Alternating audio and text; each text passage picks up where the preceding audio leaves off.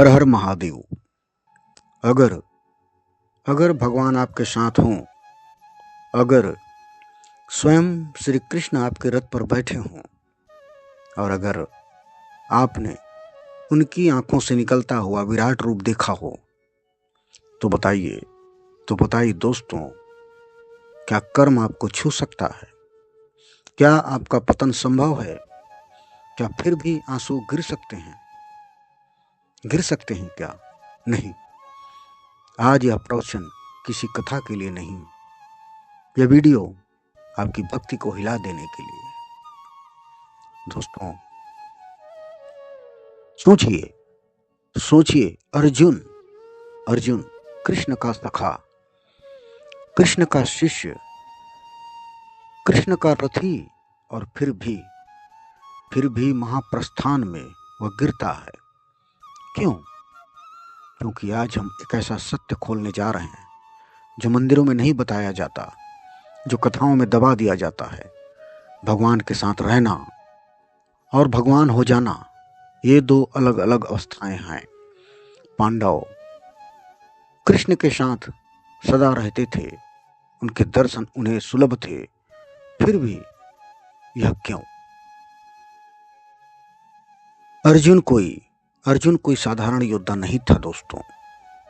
उसने कृष्ण के साथ भोजन किया, हंसी मजाक किया, युद्ध में प्रश्न पूछे, और जब डरा तो गोद में सिर रखा। लेकिन शास्त्र कहते हैं संबंध मुक्ति नहीं देते, समर्पण मुक्ति देता है।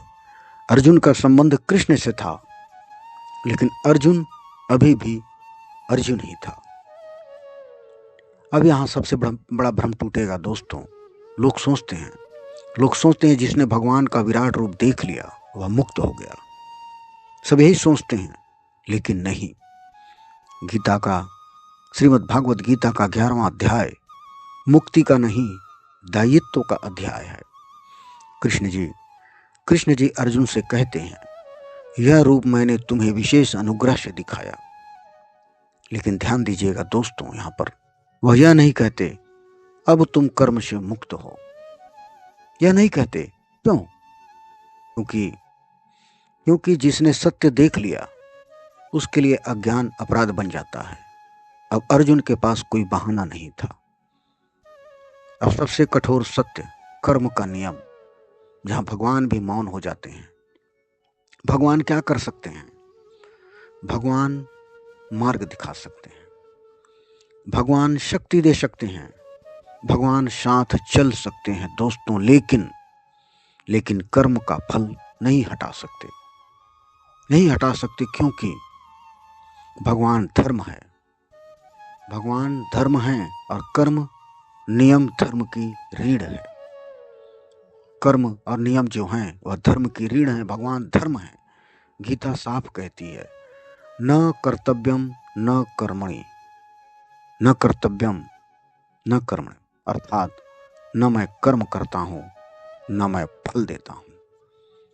कर्म आत्मा की छाया है और छाया से कोई नहीं बच सकता। छाया कभी अलग नहीं होती।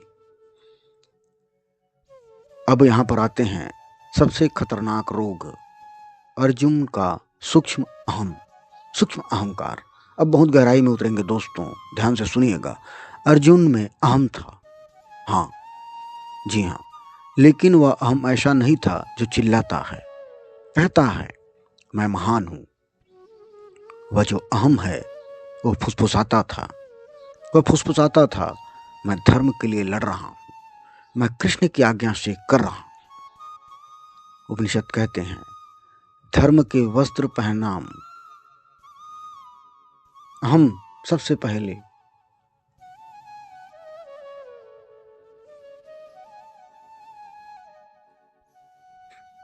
धर्म के वस्त्र पहना, अहम सबसे आखिरी में मरता है। अर्जुन का अहम सफेद वस्त्र में था। कृष्ण ने क्या सिखाया? कर्म करो, फल त्यागो। अर्जुन ने फल त्यागा, लेकिन कर्ता भाव पूरी तरह नहीं टूटा। अर्जुन कहता है मैं करूंगा, अद्वैत कहता है हो रहा है। यही सूक्ष्म अंतर मुक्ति और कर्म के बीच की दीवार। अब हिमालय की ओर चलिए। जब अर्जुन गिरता है तो यह कोई दंड नहीं, यह है कर्म का अंतिम शोधन। धर्म युद्ध भी कर्म है, हिंसा इवन धर्म के लिए, फिर भी कर्म है, और कर्म का हिसाब स्वर्ग के द्वार पर बंद होता है। एक और बड़ा भ्रम, स्वर्ग मुक्ति। स्वर्ग क्या है? पुण्य का उपभोग, सूक्ष्म सुख, लेकिन फिर भी भोग है। भोग जहां है वहां बंधन है। अर्जुन स्वर्ग गया लेकिन पहले भोगा। दोस्तों, जब पांडवों ने महाभारत का युद्ध जीत लिया, धर्मराज युधिष्ठिर राजा बन गए और राज सिंहासन पर बैठे, पर जीत के सिंहासन पर बैठा हुआ उनका मन हार चुका था।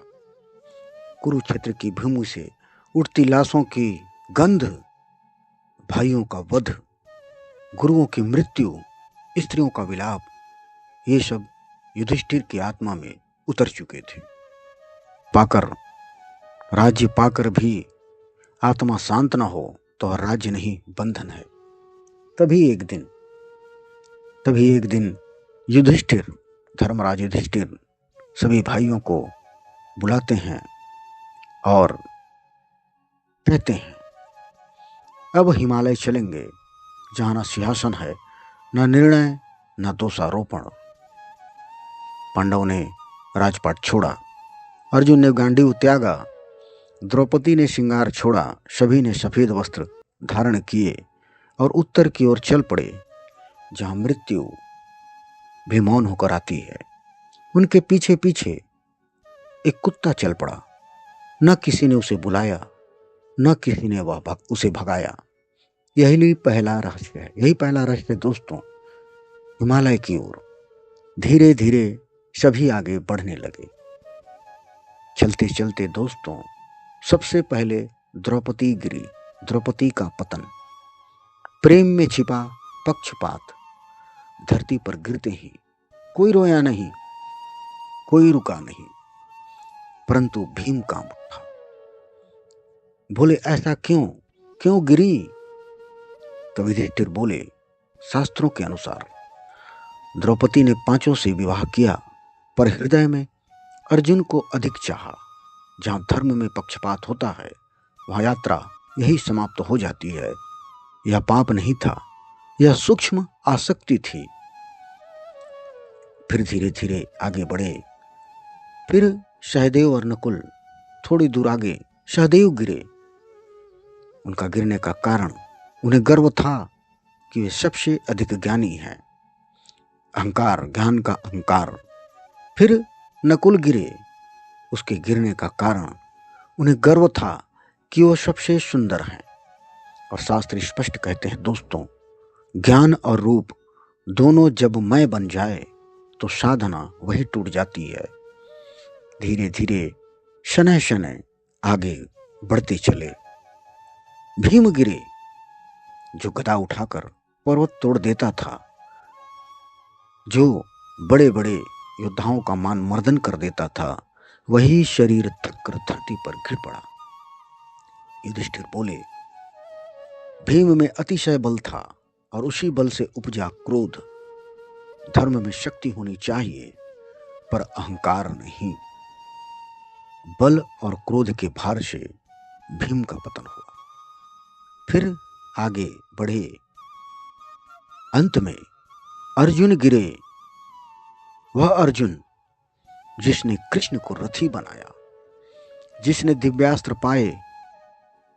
कैसे?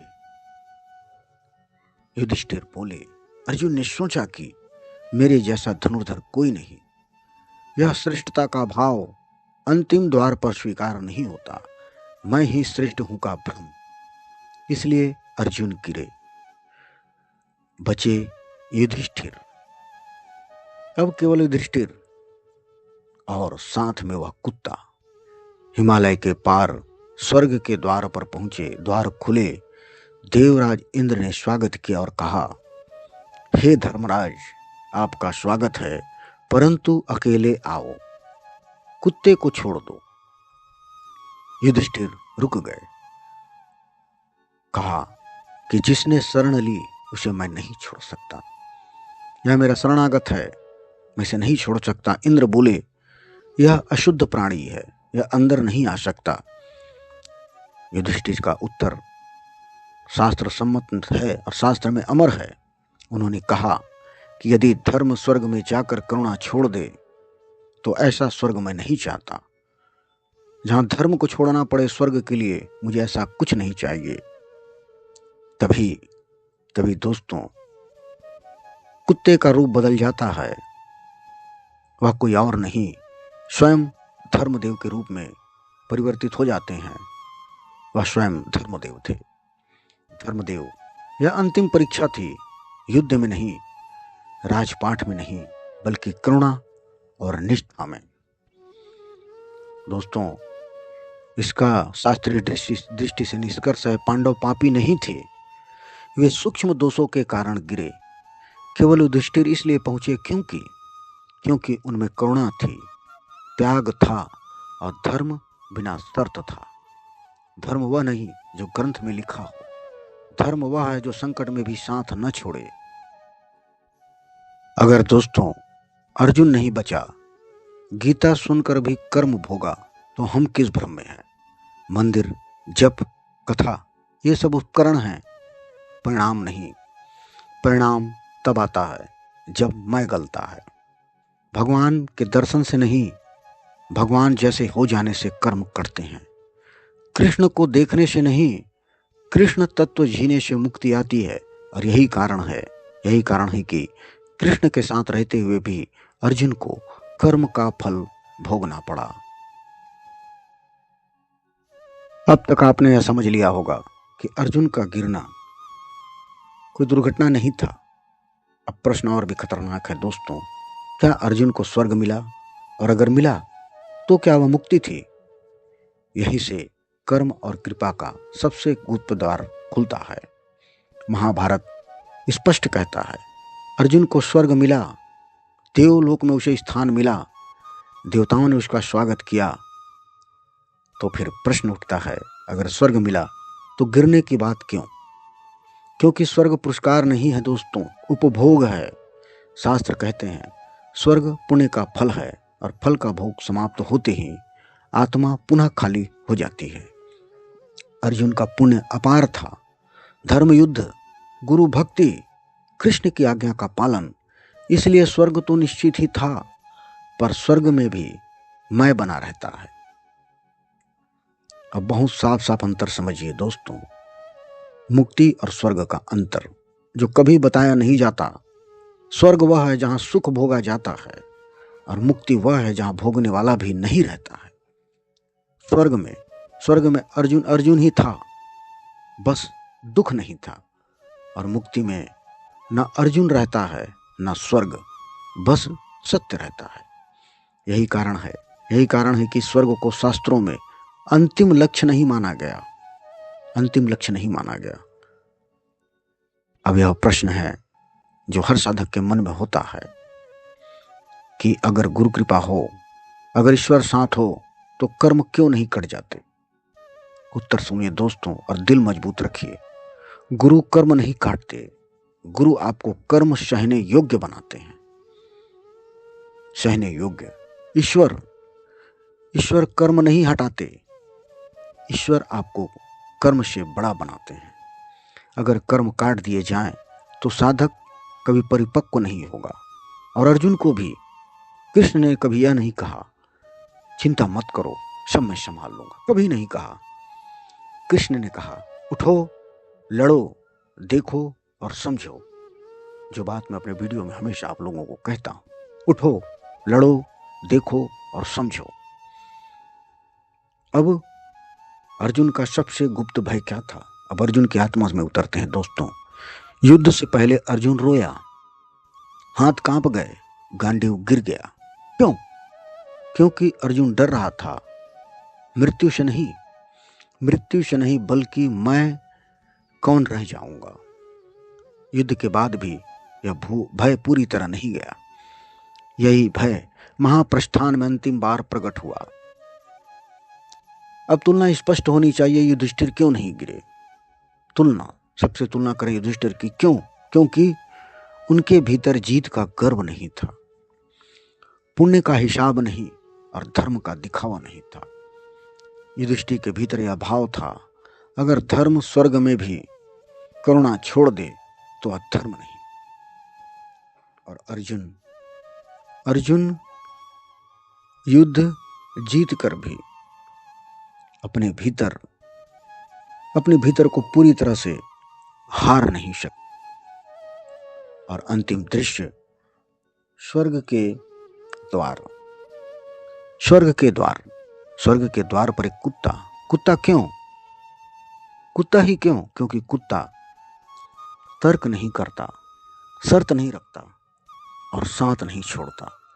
यही निशर्त धर्म है। धर्मदेव स्वयं कुत्ते के रूप में आए, यह बताने के लिए कि जिसे तुम तुच्छ समझते हो वही अंतिम परीक्षा बन सकता है। अब सीधा सा प्रश्न है, अर्जुन वहां क्यों नहीं पहुंचे? वहां तक क्यों नहीं पहुंचे? क्योंकि अर्जुन का धर्म कर्तव्य आधारित था और युधिष्ठिर का धर्म करुणा आधारित। कर्तव्य में अभी मैं होता है, करुणा में मैं गल जाता है। अब अर्जुन की कथा खत्म। आपकी आत्मा पर है यह, आपकी आत्मा के पर। अगर भगवान पास हो, कथा सुनते हो, नाम जपते हो, फिर भी दोस्तों क्रोध है, अहम है, मैं सही हूं का भाव है, तो समझ लीजिए आपके अंदर अर्जुन अभी जीवित है। अब अंतिम सत्य जिस पर यह वीडियो हम समाप्त करेंगे, ईश्वर आपकी परीक्षा दुख देकर नहीं करते, ईश्वर आपकी परीक्षा मैं बचाकर करते हैं। जब तक मैं है, कर्म है, जब मैं गिरता है बस शांति बसती है। भगवान के दर्शन से नहीं, भगवान जैसे हो जाने से कर्म करते हैं। कृष्ण को देखने से नहीं, कृष्ण तत्व जीने से मुक्ति आती है। दोस्तों, कृष्ण के साथ रहते हुए भी अर्जुन को कर्म का फल भोगना पड़ा। दोस्तों, यही प्रश्न जो अर्जुन का है, वही प्रश्न अब आपके पास है। क्या आप भगवान चाहते हैं या भगवान जैसे हो जाना चाहते हैं? कमेंट में बताइएगा, लाइक कीजिए, सब्सक्राइब कीजिए। हर हर महादेव।